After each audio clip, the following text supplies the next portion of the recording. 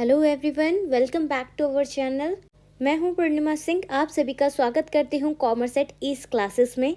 जैसा कि आप सभी को पता है कि कल हमने 15 डेज़ की स्ट्रेटजी शेयर की थी कि किस तरीके से इन लास्ट के 15 डेज़ में हमारे को हमारी मैक्रो इकोनॉमिक्स और इंडियन इकोनॉमिक्स कंप्लीट करनी है with most important questions of each and every unit. Okay, so जिसने भी कल की वीडियो नहीं देखी है वो चैनल पर जाकर कल की वीडियो ज़रूर देखें। उससे आपको पता चलेगा हमारा स्केड्यूल क्या है, किस तरीके की स्ट्रेटजी हमने तैयार की है इन लास्ट 15 डेज़ के लिए।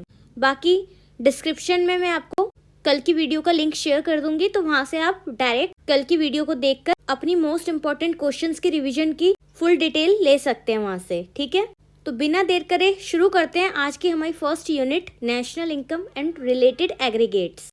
तो हमारा जो नेशनल इनकम और रिलेटेड एग्रीगेट्स हैं उससे रिलेटेड जितने भी हमारे इंपॉर्टेंट क्वेश्चन बनने वाले हैं एग्जाम में, जिनसे आपसे क्वेश्चन पूछे जाने वाले हैं, वही सब क्वेश्चन हम यहाँ आज डिस्कस करेंगे। ठीक है, तो चलते हैं।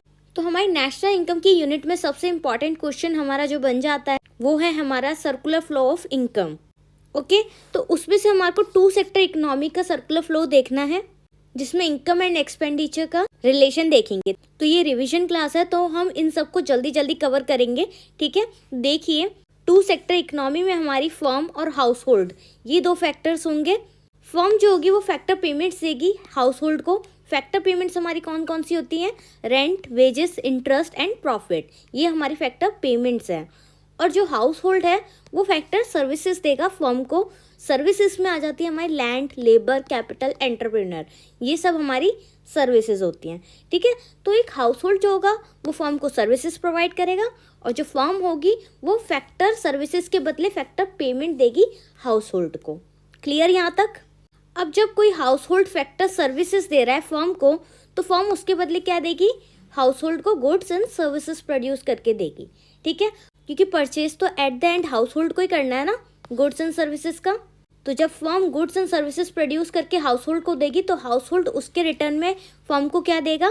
Expenditure on goods and services. तो जो भी गुड्स एंड सर्विसेज वो खरीदेगा उस पर एक्सपेंडिचर कौन करेगा? हाउस होल्ड करेगा, और फर्म की वो इनकम हो जाएगी। क्लियर? तो 2 सेक्टर में हम बस फर्म और हाउस होल्ड को कंसिडर करेंगे, जिसमें हमें एग्जाम में लिख कर आनी है factor payments, factor services, goods and services and expenditure on goods and services. तो ये तो बात हो गई 2 सेक्टर इकोनॉमी के सर्कुलर फ्लो की। अब इसमें से क्वेश्चन कैसा बनेगा आपका, ये देखते हैं। तो देखिए, जैसा मैंने आपको प्रॉमिस किया था कि मैं बताऊंगी आपको क्वेश्चन को किस तरीके से लिखना है, क्योंकि प्रेजेंटेशन बहुत ज़्यादा ज़रूरी है। किस तरीके से आप क्वेश्चन को प्रेजेंट करते हैं उसका इम्पैक्ट एग्जामिनर पर पड़ेगा। ठीक है, तो जिस तरीके से आप आंसर को लिख कर आएंगे वो बहुत ज़्यादा इम्पोर्टेंट रोल निभाता है आपके स्कोर के लिए। तो देखिए, क्वेश्चन आपसे पूछा गया, discuss briefly the circular flow of income in 2 sector economy. आपसे 2 सेक्टर इकोनॉमी का ही पूछेंगे with the help of suitable diagram. तो साथ में इन्होंने बोल दिया कि सूटेबल डायग्राम भी बनाकर दिखाइए। तो अगर बोला है तो डायग्राम बनाइए, अदरवाइज अगर आप डायग्राम फिर भी बनाते हैं तो आपके अच्छे मार्क्स ही आएंगे। तो इसलिए 2 मिनट लगेंगे इस डायग्राम को बनाने के लिए। एक फर्म बनानी है, एक हाउस होल्ड बनाना है। हाउस होल्ड से कंजप्शन हो रहा है, हाउस होल्ड दे रहा है फैक्टर सर्विसेज जिसे हम रियल फ्लो बोलते हैं, और फर्म दे रही है फैक्टर पेमेंट जिसे हम मनी फ्लो बोलते हैं। ठीक है, तो रियल फ्लो और मनी फ्लो क्लियर हो गया। Factor services real flow, factor payments money flow. फिर उसके बदले कंजप्शन पे एक्सपेंडिचर देते हैं हाउस होल्ड फर्म को, और फर्म गुड्स एंड सर्विसेज देती है हाउस होल्ड को। क्लियर? तो ये डायग्राम 2 मिनट लगेंगे, बना दीजिएगा, क्योंकि इससे इम्पैक्ट अच्छा पड़ेगा एग्जामिनर पर आपका। ठीक है, तो अब आंसर कैसे लिखना है देखिए ध्यान से। पहले आपको क्लियर करना है 2 sector economy assumes only 2 sectors, क्योंकि यहाँ 2 सेक्टर की बात हो रही है, तो कौन से 2 सेक्टर्स को कंसिडर करते हैं वो आपको बताना बहुत ज़रूरी है। तो हाउस होल्ड और फर्म्स, इन दोनों सेक्टर के बारे में आपको अच्छे से बताना है कि ये दोनों सेक्टर के बारे में हम बात कर रहे हैं यहाँ पर सर्कुलर फ्लो ऑफ इनकम में। फिर उसके बाद उसकी कुछ अजम्पशंस लिखनी है आपको। तो पहले आपको 2 sector economy assume only 2 sector, ये लिखना है। फिर हाउस होल्ड एंड फर्म्स लिखना है। देन आपको डायग्राम बनाना है छोटा सा। उससे क्या होगा, आपकी आंसर की लेंथ भी बढ़ेगी। फिर अजम्पशंस लिखनी है आपको। फिर पॉइंट वाइज आपको अजम्पशन को डिस्क्राइब करना है। तो जितने आप पॉइंट्स बना के इकोनॉमिक्स का आंसर लिखते हैं उतना ज़्यादा अच्छा स्कोर होता है। तो मेरी सजेशन को ज़रूर मानिएगा और इस तरीके से अगर आप आंसर को लिख कर आते हैं तो डेफिनेटली आप 80 आउट ऑफ 80 स्कोर कर पाएंगे। ओके, तो ये बहुत ही इंपॉर्टेंट बात मैंने आपको समझा दी है, इस पर ध्यान दीजिएगा। और जितने अच्छे आप डायग्राम्स बनाएंगे और फिर अपने आंसर को लिखेंगे उतने अच्छे मार्क्स आपको मिलेंगे। तो यहाँ पर ये सारी एजम्पशंस हैं, उन्हें पढ़ लीजिएगा। जैसे कि there are only 2 sector in an economy, household and firms. एक ही बात रिपीट हो रही है, बट किस तरीके से हम प्रेजेंटेशन कर रहे हैं उसकी वो बहुत ज़्यादा मायने रखता है। ठीक है, तो आपने बता दिया कि 2 सेक्टर हैं इकोनॉमी में, हाउस होल्ड एंड फर्म्स, क्योंकि आप डायग्राम को डिस्क्राइब कर रहे हैं अब यहाँ पर, वो भी उसकी एजम्पशंस में। Next is house hold sector provide factor services. कौन कौन सी सर्विसेज प्रोवाइड करता है हाउस होल्ड फैक्टर सर्विसेज में, वो सारी फैक्टर सर्विसेज लिख दीजिएगा ब्रैकेट में। To the firm and make consumption expenditure on goods and services produce by the firm. तो हाउस होल्ड का मेनली क्या क्या काम है कि वो फैक्टर सर्विसेज प्रोवाइड करेगा और उसके बाद consumption expenditure on goods and services produce by the firm, यानी कि जो फर्म प्रोड्यूस कर रही है गुड्स एंड सर्विसेज उसके ऊपर एक्सपेंडिचर करेगा। क्लियर? तो पहले हमने 2 सेक्टर्स की बात कर ली, हाउस होल्ड एंड फर्म्स, फिर हाउस होल्ड सेक्टर को डिस्क्राइब किया, फिर फर्म्स को डिस्क्राइब किया। ठीक है, फिर हमने बताया कि यहाँ पर कोई भी सेविंग्स नहीं होती 2 सेक्टर इकोनॉमी में, यानी कि जितनी भी हमारी इनकम होती है वो किस पे स्पेंड हो जाती है, कंजप्शन पे। हम सारा एक्सपेंडिचर कंजप्शन पे कर देते हैं, दैट्स वाई हमारी सेविंग्स नहीं होती। So there are no savings in the economy. Clear? फिर आपको बताना है कि आउटर लूप क्या शो कर रहा है, real flow of income show कर रहा है, इनर लूप शो कर रहा है मनी फ्लो ऑफ इनकम। ये एक सर्कुलर फ्लो है, continuous flow of money income चल रहा है यहाँ पर। Entire factor income is received back with firms through consumption expenditure. जितनी भी पेमेंट जा रही है वो सारी रिसीव हो रही है थ्रू कंजप्शन एक्सपेंडिचर, यानी जितना भी खर्चा फर्म कर रही है उसके बदले उसको कंजप्शन के ऊपर एक्सपेंडिचर मिल रहा है। This flow of income continue as production is continuous process. तो ये एक कॉन्टिन्यू प्रोसेस है, नेवर एंडिंग ह्यूमन वांट्स, क्योंकि ह्यूमन वांट्स जो होती हैं वो कभी भी ख़त्म नहीं होती है। तो इसलिए ये सर्कुलर फ्लो ऐसे ही कॉन्टिन्यूस चलता रहेगा। क्लियर?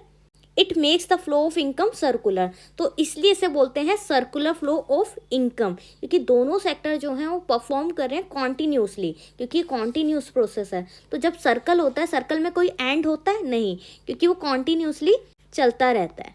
ठीक है, इसलिए इसको क्या बोलते हैं, सर्कुलर फ्लो ऑफ इनकम। तो 2 सेक्टर की बात की है इन दोनों सर्कुलर फ्लो में, हाउस होल्ड और फर्म्स की। सो आई होप आपको बहुत ही अच्छे से क्लियर हो गया होगा। ये क्वेश्चन आपसे पूछा जाने वाला है सर्कुलर फ्लो ऑफ इनकम का, तो किस तरीके से उसकी प्रेजेंटेशन करनी है, किस तरीके से एक एक पॉइंट को डिस्क्राइब करना है, ये मैंने आपको अच्छे से समझा दिया है। तो अगर आप इसी तरीके से आंसर को लिख कर आएंगे तो डेफिनेटली आप अच्छा स्कोर कर पाएंगे। नेक्स्ट क्वेश्चन पर चलते हैं हमारे। सो नेक्स्ट हमारा national income and domestic income. तो नेशनल इनकम और डोमेस्टिक इनकम में से क्वेश्चन आपसे पूछा जाता है हर बार। तो सबसे पहले आपको इसका डिफरेंस पता होना चाहिए कि नेशनल इनकम क्या है और डोमेस्टिक इनकम क्या है। तो नेशनल इनकम सभी फैक्टर इनकम्स का सम होता है, जिसमें हमारा COE प्लस OS प्लस माइस सब इंक्लूड होता है, प्लस NFIA। NFIA क्या होता है, net factor income from abroad, यानी अब्रॉड से होने वाली जितनी भी इनकम है वो भी हमारी नेशनल इनकम में ऐड होती है। ठीक है, which is generated by normal resident of a country during an accounting period. तो नेशनल इनकम में NFIA भी ऐड होगा, COE प्लस OS प्लस माइस तो होता ही है। और ये सब क्या है, मैंने आपको ब्रीफली नेशनल इनकम का जब लेक्चर करवाया था उसमें अच्छे से करवा रखा है, क्योंकि ये आपकी रिवीजन क्लास है तो इसलिए मैं आपको उसमें इतना डीपली जाकर नहीं समझा रही हूँ। और अगर अभी तक आपको नहीं क्लियर है, नेशनल इनकम से रिलेटेड कोई भी डाउट है, तो मैं इसका भी लिंक आपको शेयर कर दूंगी, तो वो लेक्चर भी आप यहाँ से ले सकते हैं। डिस्क्रिप्शन में जाइएगा, लिंक पे क्लिक कीजिएगा, देन आप डायरेक्ट उस लेक्चर पे पहुँच जाएंगे और आपके जितने भी डाउट्स हैं वो सभी क्लियर हो जाएंगे। ओके, सो देखिए डोमेस्टिक इनकम क्या होता है। डोमेस्टिक इनकम भी सभी फैक्टर इनकम का सम होता है, बट एक्सक्लूडिंग NFIA, यानी कि डोमेस्टिक इनकम में NFIA ऐड नहीं होता है। डोमेस्टिक इनकम क्या हुई, घरेलू आय, तो उसमें जो बाहर से होने वाली इनकम है वो ऐड नहीं होगी, और नेशनल इनकम में बाहर से होने वाली इनकम भी ऐड होगी। इसलिए नेशनल इनकम एक वाइडर स्कोप है, because it includes domestic income. जितने भी फैक्टर इनकम हमारे डोमेस्टिक इनकम में ऐड होते हैं वो सभी हमारे नेशनल इनकम में भी ऐड होते हैं। दैट्स वाई हमारा नेशनल इनकम एक वाइडर स्कोप है और डोमेस्टिक इनकम हमारा नैरो स्कोप है। क्लियर? कोई डाउट है इससे रिलेटेड तो प्लीज़ कमेंट कर दीजिए, ताकि मैं आपके जितने भी डाउट्स हैं वो ले सकूँ और उनको क्लियर कर सकूँ आफ्टर क्लास मैं उस पर्टिकुलर डाउट पर आपकी वीडियो बना दूंगी, ठीक है। सो NFIA is included in national income but NFIA is not included और एक्सक्लूडेड इन डोमेस्टिक इनकम। अगर बाय चांस आपकी डोमेस्टिक इनकम में NFIA को ऐड कर रखा है तो आप उसे एक्सक्लूड कर देंगे, इट्स मीन्स आप माइनस NFIA कर देंगे। सो ये इलस्ट्रेशन है हमारी नेशनल इनकम की और डोमेस्टिक इनकम की। NNP एट FC आप सभी को पता होगा, net national product at factor cost, FC is factor cost. NDP at FC net domestic product at factor cost plus NFIA। तो जितनी भी डोमेस्टिक इनकम है हमारी यानी sum of all factor income, उसके साथ हमारा NFIA भी ऐड हो जाएगा, तो हम इजीली NNP एट FC निकाल पाएंगे, ठीक है। Net national product at factor cost, और वहीं हमें net domestic product at factor cost निकालना है, तो NNP एट FC में से हम NFIA को एक्सक्लूड कर देंगे। क्लियर? तो सारा खेल किसका है यहाँ पर? NFIA का। नेशनल इनकम में NFIA ऐड होगी और डोमेस्टिक में NFIA एक्सक्लूड होगी। ओके, तो अब इसमें से किस तरह का क्वेश्चन बनेगा आपका, देखते हैं। Distinguish between domestic product and national product, when can domestic product be more than the national product. तो डिफरेंस बताना है आपको domestic product and national product का, जो कि अभी हमने बहुत अच्छे से समझ लिया है, ठीक है। जो भी मैंने समझाया है उसको आप पॉइंट वाइज भी लिखेंगे तो भी आपके लिए बेनिफिशियल होगा, और अगर एज अ पैराग्राफ लिखते हैं आप तो वो भी आपके लिए सही रहेगा। बट पॉइंट में लिखने से क्या होता है, पॉइंट में लिखने से आपके जो स्पेस है वो अच्छा बढ़ जाता है, और जो एग्जामिनर है जो आपका पेपर चेक करेगा उसके लिए बहुत ईजी हो जाता है आंसर्स को चेक करना, तो वो इसलिए अच्छे मार्क्स भी देता है, क्योंकि वो उसके लिए ज़्यादा डिफिकल्ट नहीं हुआ आपकी आंसर शीट को पढ़ना, ठीक है। सो देखिए, sum total of all factor income generated और produce during an accounting year within the domestic territory of a country is termed as domestic income. So अभी मैंने आपको बताया डोमेस्टिक इनकम अगर आपको निकालनी हो तो आप क्या करेंगे, जितना भी हमारा डोमेस्टिक टेरिटरी में होने वाला इनकम है वो सारा ऐड कर देंगे तो आपके डोमेस्टिक इनकम आ जाएगी, और domestic product of a country, तो sum total of all factor income. But वहीं बात करें हम नेशनल इनकम की, वहाँ पर नेशनल इनकम के साथ साथ NFIA भी ऐड होता है। तो ये है हमारा नेशनल प्रोडक्ट का फॉर्मूला, जो कि आप लिखेंगे तो क्या होगा, अच्छा इंप्रेशन पड़ेगा एग्जामिनर पे। तो इसलिए आपको national product is equals to domestic product plus NFIA, और NFIA की फुल फॉर्म पूरी लिखनी है, net factor income from abroad. और फिर साथ में इसी तरीके से जिस तरह मैंने आपको नेशनल प्रोडक्ट की इलस्ट्रेशन लिख के दिया है, वैसे ही आप डोमेस्टिक इनकम की या डोमेस्टिक प्रोडक्ट की भी इलस्ट्रेशन लिखेंगे, ठीक है। नेशनल इनकम माइनस NFIA, तो ये हमारा डोमेस्टिक प्रोडक्ट का हो गया। तो इस तरीके से लिखेंगे, तो इससे क्या होगा, आप इजीली अपने आंसर को क्लियर कर रहे हैं कि भाई नेशनल प्रोडक्ट का ये इलस्ट्रेशन है और ये डोमेस्टिक प्रोडक्ट का इलस्ट्रेशन है, और नेशनल प्रोडक्ट में NFIA ऐड होता है और डोमेस्टिक में माइनस होता है यानी एक्सक्लूड होता है, ठीक है। If net factor income from abroad, income paid to abroad is more than the income received is negative, the domestic product is more than the national product. तो अगर NFIA के क्वेश्चन में पूछा when can domestic product be more than the national product, यानी कि जो हमारी national product है यानी नेशनल इनकम है वो कम है डोमेस्टिक इनकम से, यानी कि डोमेस्टिक इनकम ज़्यादा है, नेशनल प्रोडक्ट कम है। बट सेंस तो ये कहता है कि नेशनल इनकम ज़्यादा होनी चाहिए, क्योंकि वो नेशनल इनकम है, पूरे राष्ट्र की आय की बात कर रहा है। डोमेस्टिक इनकम तो सिर्फ डोमेस्टिक टेरिटरी की बात कर रहा है। तो अगर NFIA जो है वो नेगेटिव में होगा, यानी कि income paid to abroad is more, यानी कि पे हमने ज़्यादा किया है अब्रॉड में और रिसीव कम किया है, तो यानी कि NFIA जो है वो हमारा क्या है, नेगेटिव में है, ठीक है। तो अगर NFIA नेगेटिव में होगा तो जो डोमेस्टिक प्रोडक्ट होगा वो ज़्यादा होगा नेशनल प्रोडक्ट से, यानी नेशनल इनकम हमारी NFIA नेगेटिव में है, यानी -200 मान लेते हैं, ठीक है, एग्जाम्पल के लिए बता रही हूँ। तो अगर NFIA -200 है हमारा, तो नेशनल इनकम में से -200 डिडक्ट हो जाएंगे, जिसकी वजह से हमारा नेशनल इनकम जो होगा वो कम हो जाएगा, ठीक है। तो इस सिचुएशन में जब NFIA नेगेटिव होगा उस वक्त हमारा डोमेस्टिक प्रोडक्ट जो होगा वो मोर देन होगा नेशनल प्रोडक्ट से। तो ये डाउट क्लियर हो गया होगा कब नेशनल इनकम डोमेस्टिक इनकम से ज़्यादा होगा। तो इस सिचुएशन में जब NFIA नेगेटिव होगा, डोमेस्टिक इनकम जो होगा वो वो ज़्यादा होगा नेशनल इनकम से। आगे चलते हैं। तो एक क्वेश्चन आपका डबल काउंटिंग से भी बनता है। What is meant by problem of double counting, how this problem can be avoided.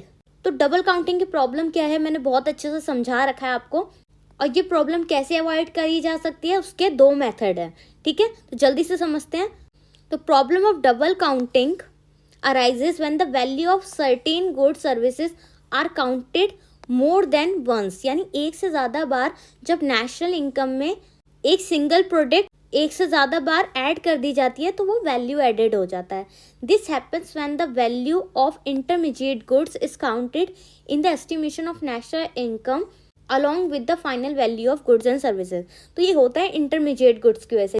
Intermediate goods मतलब जिसकी वजह से और प्रोडक्ट मैन्युफैक्चर होते हैं। ठीक है, तो आपने एक्सप्लेन करना है पहले कि प्रॉब्लम ऑफ डबल काउंटिंग क्या है। अच्छे से उसे एक्सप्लेन करने के बाद आपको उसके 2 मेथड बताने हैं कि किस तरीके से उस प्रॉब्लम को अवॉइड किया जा सकता है। To consider only the final value of output produce, जो हमारा फाइनल आउटपुट प्रोड्यूस है सिर्फ उसको कंसिडर करके हम डबल काउंटिंग की प्रॉब्लम को अवॉइड कर सकते हैं। या फिर value added of the output produce, जो वैल्यू ऐड करेंगे हम, जितना भी आउटपुट प्रोड्यूस हो रहा है उसकी वैल्यू को ऐड करेंगे, तो इस तरीके से भी हम प्रॉब्लम ऑफ डबल काउंटिंग को अवॉइड कर सकते हैं। ठीक है, अब इसमें भी आप डायग्राम बना सकते हैं, ज़रूरी नहीं है ऐसे कोई फार्म बनाओ आप, सिर्फ आप इस तरीके से कीजिएगा, लाइक फार्मर, मिलर, बेकर और फिर कस्टमर, और फिर इनको सर्कल करके इस तरीके से क्लियर कीजिएगा। तो अगर आप डायग्राम प्रॉपर नहीं बना सकते तो अगर आप इस तरीके से लिखेंगे कि किसका क्या काम है, फार्मर वीट प्रोड्यूस कर रहा है, Miller flower, baker bread, customer bread purchase कर रहा है। ठीक है, तो ये भी सफिशिएंट होगा आपके लिए। तो अगर प्रॉपर डायग्राम नहीं बना सकते तो इस तरीके से उन्हें सर्कल में मेंशन करके अच्छे से बता सकते हैं कि फार्मर ने 20 रुपये के वीट प्रोड्यूस किए, फिर उसका फ्लावर बना तो 10 रुपीज़ मिलर ने ऐड कर लिए अपने, और फिर ब्रेड बनी तो उसमें 10 रुपीज़ बेकर ने ऐड कर लिए अपने, फिर कस्टमर तक वो ब्रेड पहुंची 40 की। ठीक है, तो टोटल वैल्यू एडेड 40 और वैल्यू ऑफ फाइनल प्रोडक्ट 40। तो इन 2 मेथड्स के थ्रू हम प्रॉब्लम ऑफ डबल काउंटिंग को अवॉइड कर सकते हैं। तो अगर इस तरीके का क्वेश्चन आता है आपका तो आप इस तरीके से पहले एक्सप्लेनेशन लिखेंगे, देन डायग्राम बनाएंगे, फिर उसके जो अवॉइड के मेथड हैं वो लिखेंगे। सो आई होप आपको तरीका भी साथ साथ समझ आ रहा होगा और आपकी हाथ के हाथ रिवीजन भी हो रही होगी अच्छे से, और सभी टॉपिक्स भी क्लियर हो रहे होंगे। ये सारे आपके इंपॉर्टेंट क्वेश्चन हैं, तो प्लीज़ इसको स्किप मत कीजिएगा। अगर आपको अपने सेल्फ नोट्स से करना है तो सेल्फ नोट्स से कीजिए, बट ये क्वेश्चन आपको करके जाने हैं, क्योंकि हमारा मेन मोटिव ये है कि हम 80 आउट ऑफ 80 स्कोर करें। तो इसी तरह पढ़ेंगे और करेंगे अपने टारगेट को अचीव। आगे चलते हैं। तो ये तो हमारा थियोरेटिकल पार्ट हो गया, हमें कौन कौन से क्वेश्चंस करने हैं। अब हमारा जो नेशनल इनकम और रिलेटेड एग्रीगेट्स है, यानी कि यूनिट 1 में से न्यूमेरिकल क्वेश्चंस भी आएंगे, तो आपको उसकी भी वीडियो में डिस्क्रिप्शन में दे दूंगी, जो मैंने न्यूमेरिकल सॉल्व करवा रखे हैं, जिसमें हमने income method, expenditure method, value added method, तीनों मेथड के क्वेश्चंस प्रैक्टिस कर रखे हैं। ठीक है, तो इतना टाइम नहीं है कि मैं आपको इसी वीडियो में सब कुछ कराऊं, तो मैं डिस्क्रिप्शन में लिंक दूंगी। अगर आप सभी को न्यूमेरिकल्स ट्राई करने हैं तो आप वहाँ से न्यूमेरिकल ट्राई कर सकते हैं। उससे क्या होगा, आपकी प्रैक्टिस हो जाएगी, उतना आपके लिए सफिशिएंट होगा, क्योंकि आपको क्लियर हो जाए किस तरीके से क्वेश्चंस को सॉल्व करना है। ठीक है, तो देख लीजिएगा वो वीडियो, मैं डिस्क्रिप्शन में दूंगी आपको। बाकी ये इंपॉर्टेंट कन्वर्जन्स है जिसे मैं गोल्डन पॉइंट्स बोलती हूँ, जिसमें आपको national income, domestic income, gross and net, market price and factor cost, इन सब में डिफरेंस करना आना चाहिए, क्योंकि ये मेन गोल्डन पॉइंट्स हैं, क्योंकि बेस है आपका जिनसे आप न्यूमेरिकल क्वेश्चंस जितने भी हमारे नेशनल इनकम के वो सॉल्व कर पाओगे। ठीक है, तो स्क्रीनशॉट ले लीजिएगा इन सभी फॉर्मूलोज का, इन सभी कन्वर्जन्स का। तो देखिए, नेशनल इनकम जो होती है उसमें डोमेस्टिक इनकम में NFIA ऐड होता है, यह भी हमने समझा। और वहीं अगर डोमेस्टिक इनकम की बात करेंगे, हमें जब डोमेस्टिक इनकम निकालना होगा तो NFIA माइनस हो जाएगा।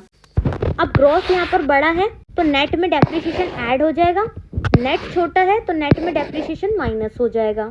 यानी कि जब हमें नेट निकालना होगा तो ग्रॉस में से हमारा डेप्रिसिएशन माइनस हो जाएगा। तो इसे याद रखिएगा कि जब हमें ग्रॉस निकालना है तो नेट प्लस डेप्रिसिएशन होगा, और जब हमें नेट निकालना है तो ग्रॉस माइनस डेप्रिसिएशन होगा। तो सारा खेल इन माइनस प्लस का है, कब डेप्रिसिएशन माइनस होगा, कब डेप्रिसिएशन ऐड होगा, इन सब का ध्यान रखना है। ठीक है, वहीं बात करें मार्केट प्राइस की, तो मार्केट प्राइस में फैक्टर कॉस्ट में NIT ऐड होता है।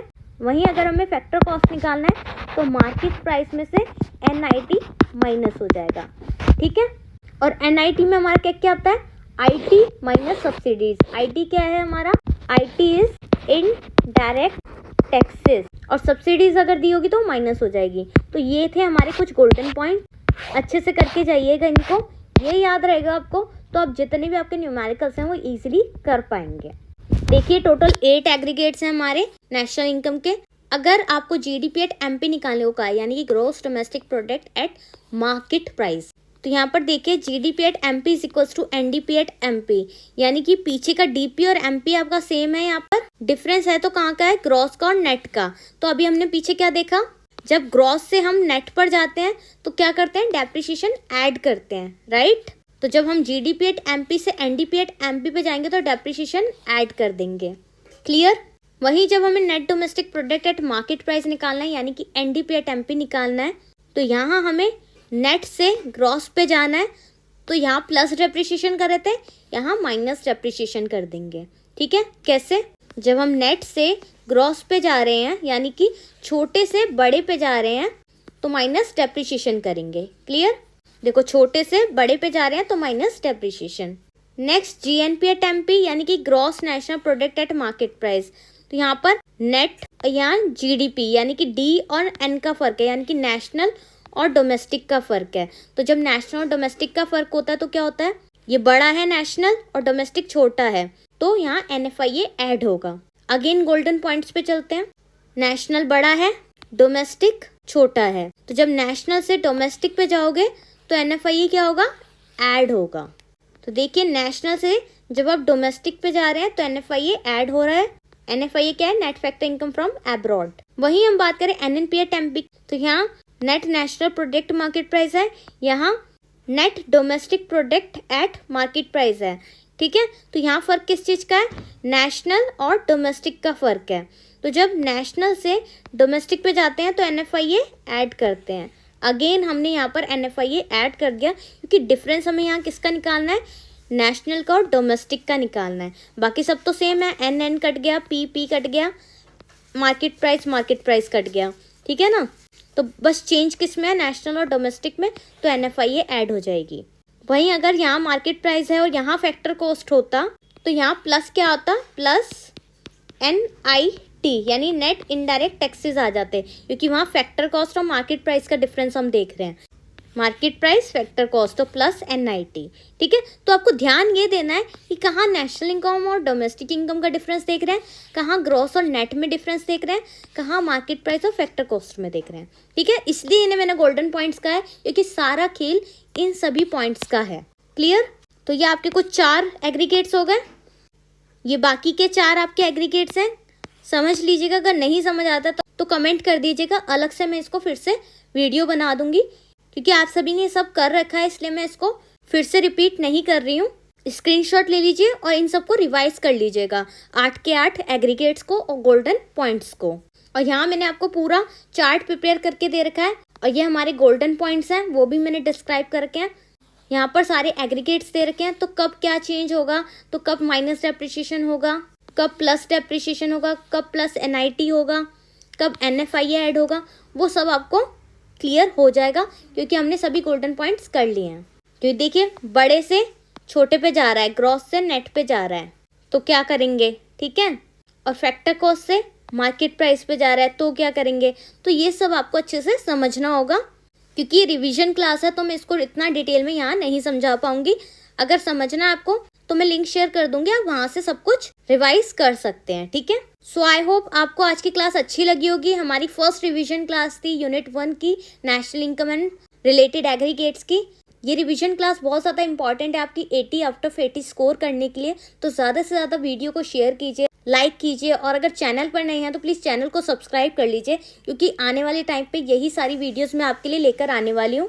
तो सभी वीडियोस का आपको नोटिफिकेशन मिलता रहे, इसके लिए बेल आइकन प्रेस कर लीजिए, सब्सक्राइब कर लीजिए चैनल को। तो इसी तरह पढ़ेंगे और करेंगे अपने टारगेट को achieve. Bye bye, take care and all the best for your exams.